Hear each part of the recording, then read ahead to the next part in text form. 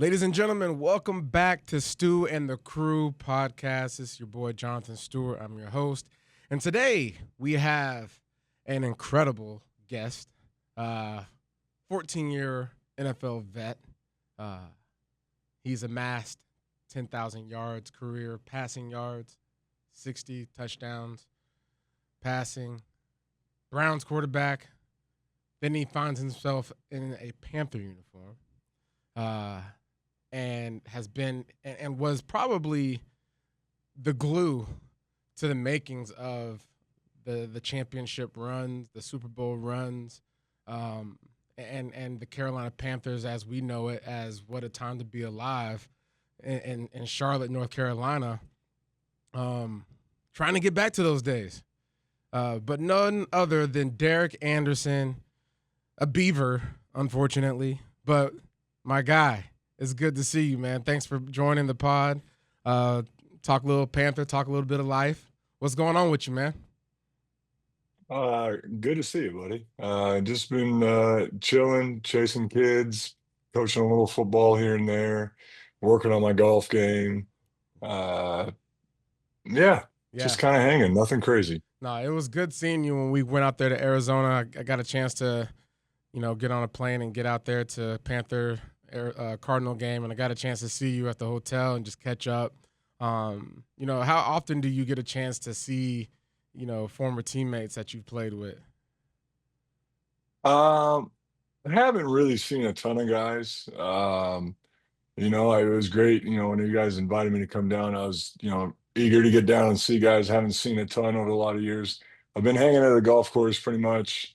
But I started playing those pro rivals tournaments a few months back, and that's been awesome. Kind of just get back and see guys, not necessarily guys that we played with, but guys that we played against and competed against and all that. Kind of getting back in that world a little bit. It's been a lot of fun. Yeah. Speaking of golf, you are a big influential piece to my golf life. Yeah, I still remember that trip that me, you, and Jimmy Clausen took to the Greenbrier, and you drive like a maniac. We were in your Range Rover, and you were driving literally up against, right next to all the semi trucks like they were just regular vehicles. And I remember like, man, do I fall asleep or do I just stay awake? Like, I think ladies, you passed out on the way home. I remember that. well, it was because I was like, okay, I think we got here safe and sound. He knows what he's doing. He's just doing it at a very lightning speed here. It's like Yeah, I've, mass. I've I've toned that down a little bit. Yeah, I did Yeah. used to drive a little bit too fast at times. But I will never forget that trip, man. I always see those pictures always pop up. yeah, And then I see you doing the stuff on Instagram and stuff, and I think about that time and kind of where your golf games come from then to now is yeah. What do you think pretty about my incredible. swing so far from far? We haven't played since, I by the way, I but know, but it looks so much better. yeah, Your contact is so much better. yeah. Just the motion is better, and obviously you're a barrel-chested guy. Golf is not an easy thing for you to do, but I No, love watching it and love watching the journey with it. yeah, man. One of the just in case the listeners are wanting golf advice, one of the things that Da told me on my chipping that I still remember to this day was say it with your chest. Finish with your chest to your target. And to this day, I think about that all the time when I like try to get real handsy, right? I'm just like, man, just swing with your chest. Say it with your chest.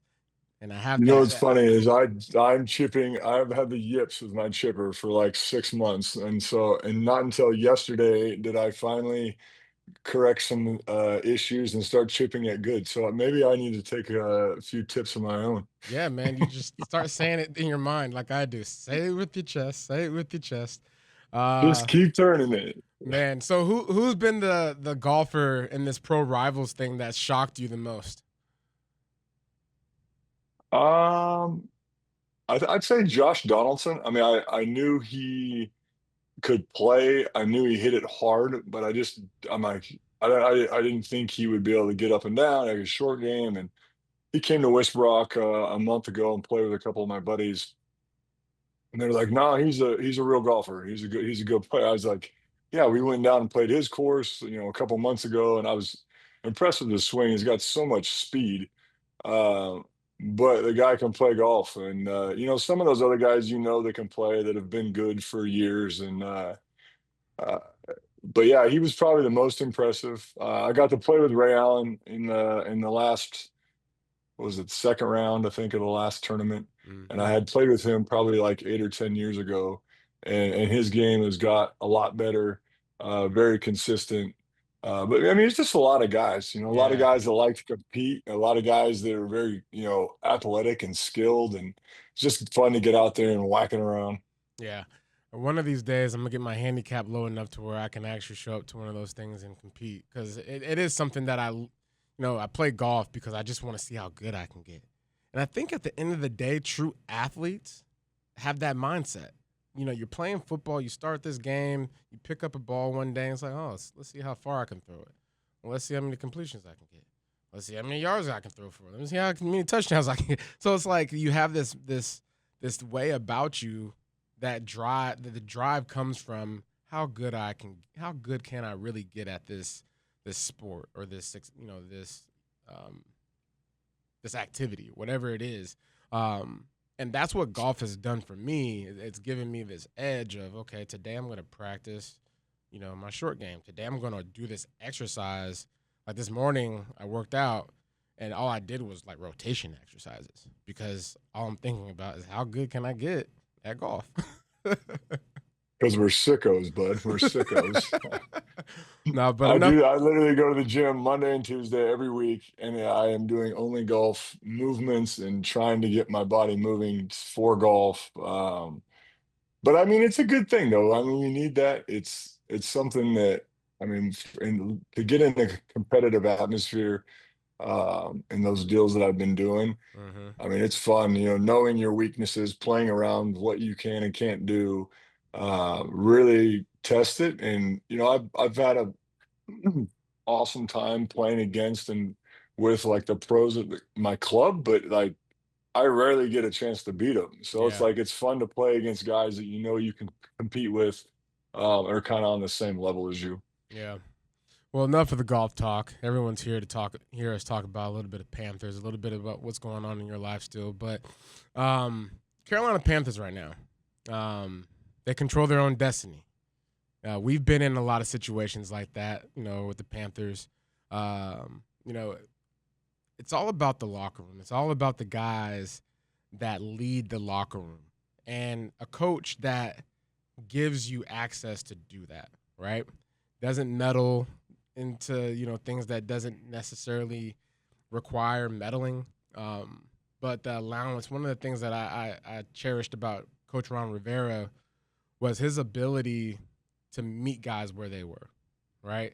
To understand, personalities in that locker room, and letting guys, you know, freely, become who they are supposed to be. I look at Cam, right? I look at, D'Angelo. I look at Thomas Davis. I look at all these different personalities that we've been around, Greg Olson. And, you know, and a lot of that has been led through veteran leadership. You look at the Carolina Panthers right now, what are the things that, as a fan that is looking outside in, what is something that you see from your lens, you know, that the Panthers are gradually gaining when it comes to um, the inner workings of a legit, team that can actually compete. I guess trust. Like the biggest thing is they're like starting to trust each other. You see just kind of how they're playing together. Guys are making the right plays. It's growth. Like, I mean, I've had a lot of kind of discussions with kind of my buddies here over the past few weeks, and obviously they've won a few games, and and they're working their way up. And my son has been going nuts because obviously he's a huge Bills fan, but he's also a big Panthers fan, and Hmm. he's giving me the rundown on what everybody's doing every week. And That's cool. yeah, it's funny you asked this because we kind of actually were talking about like what last week, a friend of mine was asking me like, what makes, bad teams good? Like, how do you, go from being a bad team, and how do you not get guys to quit on coaches? And it was actually a guy on my flag football team, his dad, and he's a huge Giants fan, and asking about like Dayball, and I said I kind of look back at a time when we were three that year we were 3-8-1, and like, and really it comes down to guys just like wanting it, right? Like, it's kind of like the golf thing. Like, you just want to be better. You want to come into work every day and you want to be better. You want to make the guy around you better. You want to help guys. When you start getting that in a locker room, you start getting guys that care about each other in a locker room. Like, it doesn't matter. You're going to win at the end of the year when guys and when other teams don't care. You're going to win games, and then that you kind of start building that momentum, into the next year. And you bring in one or two more guys, and they fit into the culture that you're building, and it's just a process. And I think they're a couple years into that process, and finding the right pieces, going, finishing this year out and seeing how it goes, and then adding those next couple guys that can get him to the next step, and you're right back in the playoffs, and doing the right things, and kind of turning it around, right? Yeah. When the Carolina Panthers reached out to you to come to Carolina, um, what was your thoughts about that, opportunity? Did you know Cam was that like a conversation while we already had Cam, or was that something before Cam? Like, what was that interaction, and what was your expectation coming into Carolina's? You want me to give you the story kind of real quick, Yeah, like give me the story. kind of easy? So I had just come off that horrendous year in Arizona. I hated football. I was like super frustrated. I started working out with like a new trainer down in Arizona. Like, I was getting up at like 5 in the morning, driving down there, and I'm like, I'm doing this. I'm like, I got 2 or 3 years left of the way I'm doing it, and I got to start over. And it was like right during the lockout, and I text Chud, and we weren't supposed to be like having contact with coaches or anything like that, right? Hmm. And so I just sent him a long text message and said, and essentially just said, hey, like, I'm willing to do whatever it is. Like, I want to win a Super Bowl. I want to be part of a great team. I'm no longer is about me chasing being a starting quarterback in this league. And never heard from him for whatever long the lockout was, or whatever, like, because it was after they had drafted Cam. And I was like, you know what? I was like, this kid's a freakazoid. I would love to go there. My coach that I had was there. I know the offense. I can help him. Yeah, and he never responded. And then like the day after the lockout came up, he just called me, and I didn't get it. It went to a voicemail, and he was like something like, "Let's get the band back together," and blah blah blah. And then Let's I get the band back together, boys. yeah. And then my agent called, and then that's when I ended up in the cafeteria with you guys like 2 days later. But yeah, it was more like, for me, it was just, I loved football, and I loved like being around it. And then at that point, it was just more about like being around a good team. I'd been on so many bad teams for so long, and I just wanted to be in a situation. I wanted to like go to the playoffs. I wanted a chance to win a Super Bowl. It didn't matter to me how it came up. One of the things you said was, "I'll do whatever it takes," and then the second thing, "I love football." In my honest opinion, we had a lot of guys like that on this team, especially the year we went to the Super Bowl. We had guys that would do whatever it takes. We had guys that loved the game, and guys that were like had enough humility to actually put that into action. And when I talk about, when people ask me, what was so special about, that 2015, 2016 team, and I always say the special thing about that team was the glue. Guys that, were able to connect the missing pieces. And it wasn't necessarily what you see on the film. It's not what you see on the field or the practice field.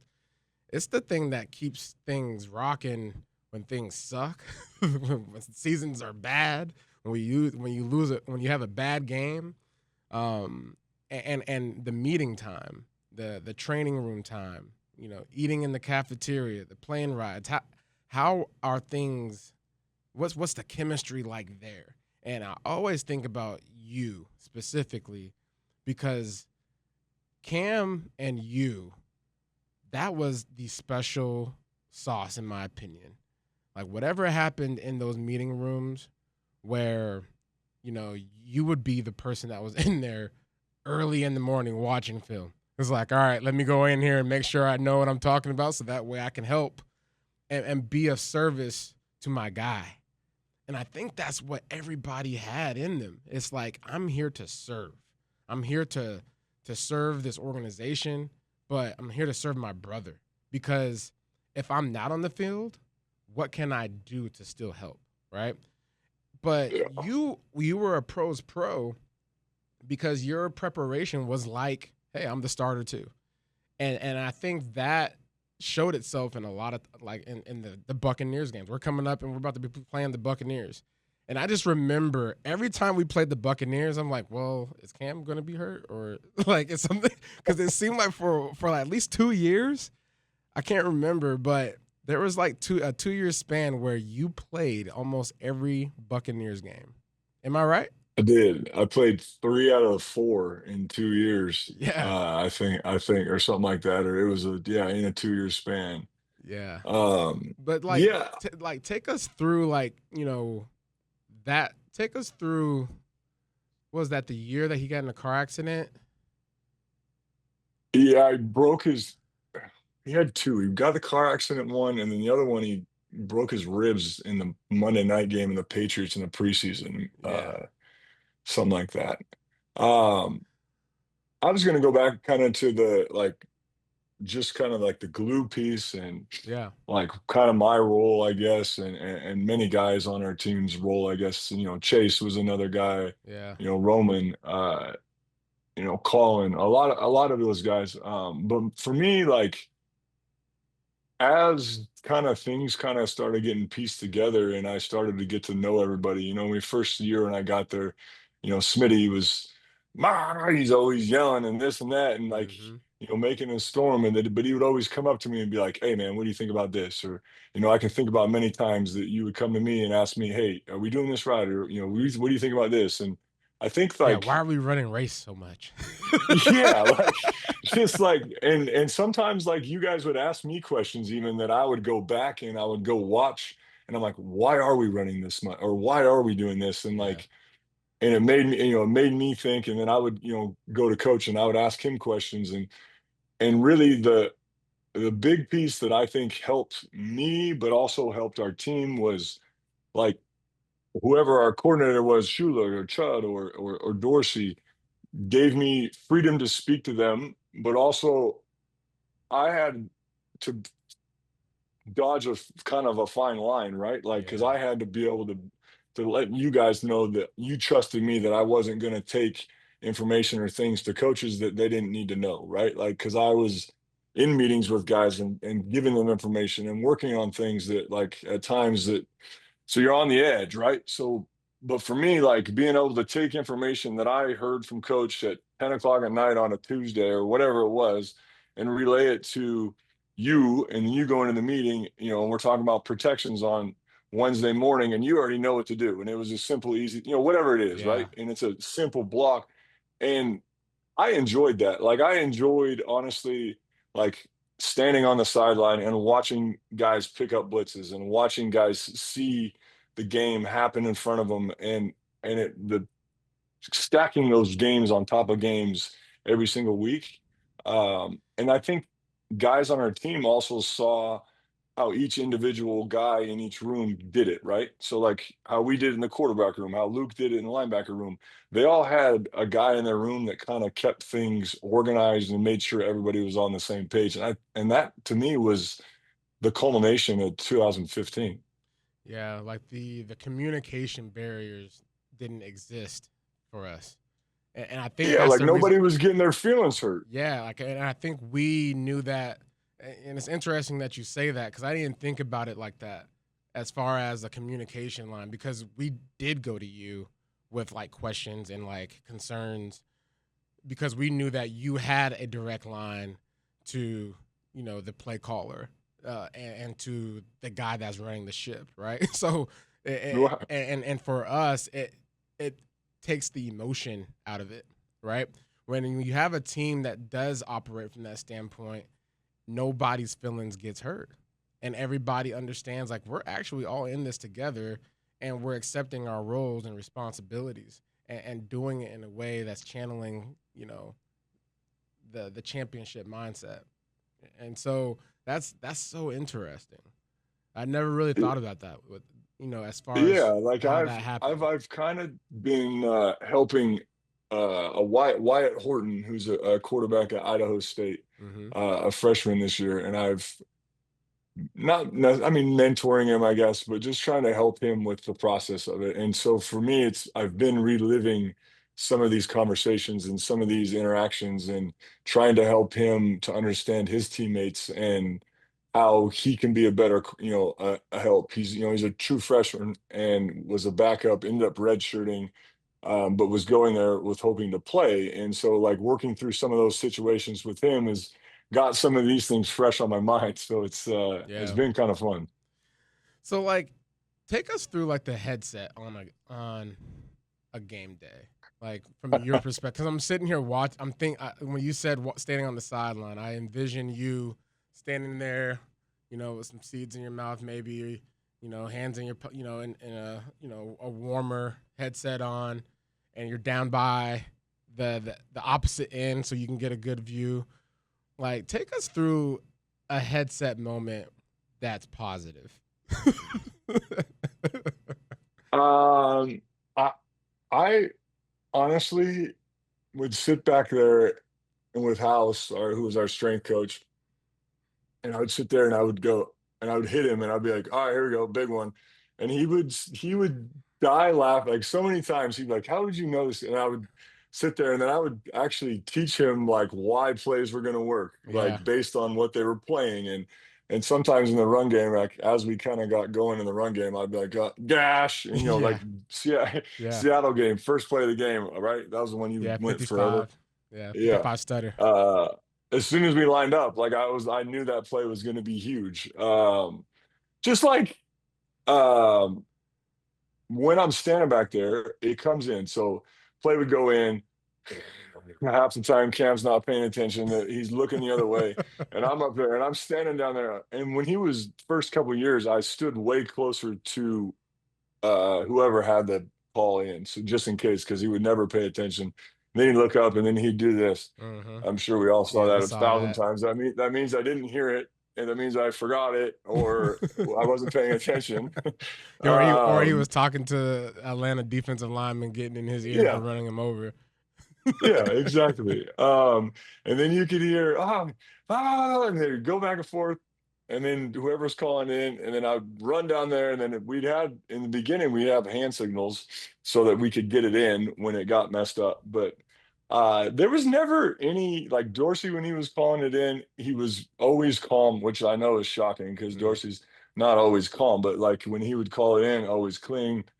We never had anybody that was like overly crazy. Like I know people have listened to Sean McVay yeah. on the headset, and like that's the worst thing you could ever do is give that guy the microphone to the quarterback. But Matthew Stafford can handle that, and I don't know many guys that can. Like Yeah. if a coach was talking to me for that long and telling me that many things, like I'd probably set the helmet on the field and walk off. But Like, yeah, uh, the play calls well, are super, super, super, super, super long. yeah, and then some of these guys now are trying to give you the alerts and the checks and the hey, Be if they're in careful of three, this is cover one, cover yeah, three, check to this. Make sure you keep your eyes on 55. And if he mugs, and make sure you get out of this. It's like, hey, bud, look, let me just play quarterback. right. That's why I came to work every day this week. I got all the information in there. Let me use it. Yeah. Um, no, one of the funny ones actually was when we went to Seattle, one of the later times, I can't remember, and I think we end up winning up there. But I actually wore a headset that went straight to Shula. so I could hear every play call. I heard everything that went on during the entire game. Hmm. Uh, and we go get on the bus, and Shula goes, "Don't ever tell anybody what you heard today." You know what? And I actually think I heard that because we were on the same bus, and yeah, I think I remember him saying that. He's like, yeah, "Hey, it was. don't tell anyone what was said today on the headset." And I'm thinking to myself, well, doesn't he always hear you on the headset? So what No, was I really? never heard like live, like from Shula, because it would go Shula to Doris, Doris to Cam, and I always heard Doris, but So because it was so loud, they gave me. what was said on the headset? It really wasn't that bad, but they were yelling back and forth at each other about some stupid third down call at one point. Mm. Not yelling, but somebody was We shouldn't have bummed done about that. it. Yeah, but like We shouldn't have ran race. yeah, something like stupid like that. But like it was not a big deal at all. And I get where he was at. And that kind of goes back to what I was saying is like that dodging that line, right? Like, Yeah, but I enjoyed it. Like I enjoyed that they trusted me with that information, and I enjoyed that you guys trusted it. And I would never like cross contaminate that, because I knew that my teammates and those guys were more important than whatever they were trying to information they were trying to get out of me. yeah. Well, let's talk about Cam for a little bit because I mean, Cam is obviously near and dear to all of our hearts. Teammates, fans, coaching staff. Right. I mean, this is a guy that it was a generational talent that changed the trajectory of the Carolina Panthers, in my opinion. Your guys' bond and your brotherhood was very special. Tell us something that you know I mean, even a guy like myself being in that locker room, I know Cam for what I know him, as my teammate, as my friend, but you guys literally invested so much time together. What's something that people don't see from the outside, as far as your experiences with Cam? I get it. I get a lot. Like people, I'll be around, like, man, I don't like that guy. And I'm like, you don't know that guy. Yeah. Uh and I'll always defend him to the day. And I know a lot of what he does is part of his entertainment, and for entertainment value. I know his heart is good. He treated my family, my wife, my kids, everybody with the most respect, was incredible. But I think just being in a room like that and being able to be vulnerable with somebody when times are hard, and sitting in the room after a hard loss, he had never lost. He had to learn how to lose. And and that's a weird way to say it, but like him being vulnerable enough to say like, I need help, like understanding how to do this. Like I'm not okay with losing games, and it's like you guys are okay with losing. And so I'm like, at one point I was like, we're not okay with losing, but we've been in this long enough that we understand we're not going to win every single game. Like every week where there's going to be ups and downs. um but when you go through it every week, like you're 7 years in a room with a guy like that, you see the highs, you see the lows, you see in the in betweens.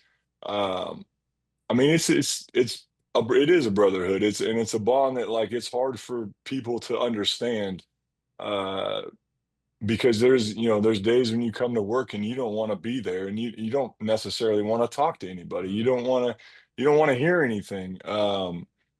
And when I was in there, it was great. A couple weeks ago, he talked about something on his podcast, about things that I, had said to him, and just over time. And it was super cool because there were times when I'm like, I don't know that he's hearing me. I don't know that I don't know that he's listening. Um, but he always did. And I was always, it was something that it took me a while to kind of build the courage up to say things, because when I first got there, I had the impression that he felt like I was there to like take his job. And I said at one point during that training camp, I said, I came here to help you. I'm here to help you and Jimmy. I was like, I really, I don't, I don't want to play. I want to help you guys go and make us get better. And I think from that point forward, he understood that I wasn't there to like, I was there to push him. I wasn't there to, I mean, compete with him, yes, but at the same point, we all knew he was going to be the guy. Yeah. But I had to come in and make sure that I hold him accountable every single day by my actions, by the way that I carried myself, the way I uh, help my teammates and prepare myself. How has that made you a better man? Because I mean, there's a lot of humility there, and like just like how has that experience, going from Arizona, coming off, a year that was disappointing for you in your eyes, and then wanting to hang it up, but then a realization of being called to do and be a part of, this game of football in a different light. Because this is you go from this like mindset of starting quarterback to all of a sudden this realization of I feel called to do something different, and maybe how I'm seeing it, something greater. Mentoring, big brother, and also inner working on your like for yourself. For sure. And I think I mean, it took me a while, but I'm kind of back in that kind of spot again, but I'm doing it with myself in a Yeah, weird way.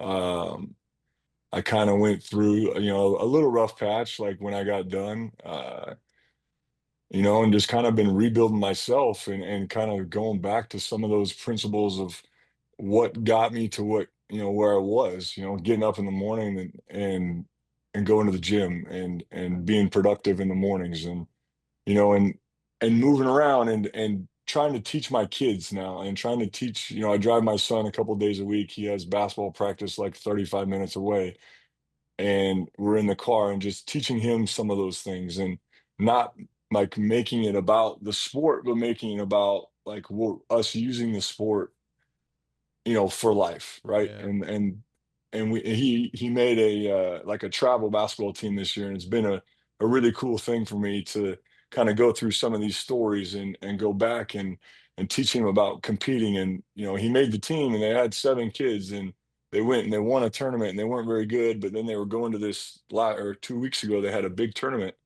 and they brought another kid in, and he was like, "What? Why is this kid here?" And I was like, he's here to compete. He's here to play. He's here for your playing time. And the sport and life and what that teaches us and all that brought me back to all these stories kind of that we're going through. And so it's been kind of a nice little journey for me, honestly, to go through the 14 years of football and had 3 or 4 years of me time, and now we're yeah, back in it, and I'm trying to teach those lessons to my kids and the kids that I coach. yeah. The culture of Carolina, man, and what we got to experience, as a team. There's so many lessons, so many things that you can actually go back and say, man, let me just grab what I was experiencing in 2015 and apply it to what I'm doing now. Because there was a lot of good things that transcribed during those years. From for you specifically, going from Cleveland to Arizona and then to Carolina, three different, completely different football cultures. What did Charlotte give you that those places did not? Um, Freedom, to be honest, like freedom. That team when I got there was so accepting. Uh, it had such a good group of guys. Like I've always needed friendship and people around me that want to talk. And as you know, like that team talked a lot. Like we Yeah, sat around and had many lunches and dinners and talked about family. And it wasn't always sports, but like I think being there and having that, and like for me, the pressure, honestly, the pressure for me was off. Like in some regards, right? Like I still had the pressure to be available and be ready to go when yeah, I was needed. Like that Saints game at the Yeah. at New Orleans. Yeah, like I mean, you got to be ready to go, and it's Yeah, like but in the same level, like gave me some room to breathe and get better. And then when I was called on to go in the game and play, it wasn't for 2 or 3 years. I was ready to go, and that was kind of like invigorating for me, and that really kind of pushed me another 3 4 years, right? Yeah, man, that's I look at a lot of the guys on this team now, free agents, guys that aren't necessarily starters, but their moment does come, and they have to be ready. They have to be prepared, and this is a young team, and they're having to learn, through wins and losses. Like right now, they're coming off of a huge loss to the Saints. You got swept by the Saints. You still have an opportunity to get to the playoffs. Um, if, for the guys that might listen to this, and for the guys that might see this, what's one thing that you can give a message to the guys in that locker room, especially the guys that can be considered the glue? What's one message that you can give them?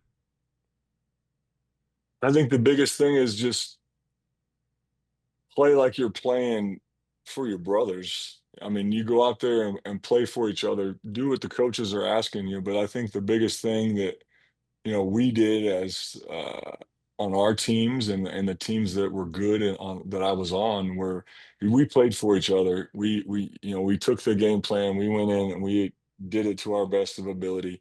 We're on the field, we talk to each other. When you're out there, there's nobody else out there, right? I mean, the coach at the end of the day, you got 3 games left or whatever, 4 games left it is the end of the year. Like, play your balls off and we'll see where it goes. And you're playing for an opportunity not only here, but you're playing an opportunity for on other teams. And I think when guys on bad teams, like and we were talking about earlier, on bad teams, guys at the end of the year they just mail it in. They go in, they're drinking on Friday nights, and their wife, they're having wine, hanging out, doing all the fun stuff. On teams that become successful in not only this year, in 2 3 years, it's finishing seasons like this. Whether or not you make the playoffs, but going into that off season with some good momentum, and guys looking at each other like, hey, we hung together this year, and let's grind on it this off season. We'll be right back at it. Yeah, that's good stuff, man. That's real good stuff. Um, Before we get out of here, I'm going to ask you two more questions. Um, if you could relive one Panther moment, what would it be? Man. Boom. Got him. Oh, I have a lot of them. One moment, I'd like to go back to the NFC Championship game one more time. Mm, I selfishly, I regret not enjoying it as much as I did. I I was like, I'm not celebrating. I'm not gonna. Blah, blah, blah. I'm gonna celebrate after the Super Bowl. Yada yada yada. This that and the other. And I kind of look back at it. I didn't maybe absorb it as much and enjoy the opportunity and kind of soak it in as much as I did. Um, but that being said, I don't really have any regrets yeah, other than just like missing out on a couple of those little minor things. yeah. And then finally, what does keep pounding mean to you? You always keep going no matter what's in front of you, whatever the task, whatever the challenge, whatever the day. You just get up and you just keep going. There's no other way.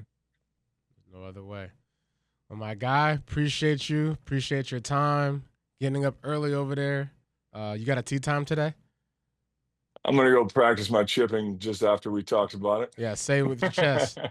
All right, ladies and That's gentlemen, right. this was D.A. Derek Anderson, um, all-time Panther great, fan favorite in a lot of people's eyes. So thank you for your time, dude. And let's see if these Panthers can make some noise in the playoffs. Hopefully. That's right. Get it going. I appreciate you having me, buddy. It's always good. I can't wait to play. Yep. All right, dog.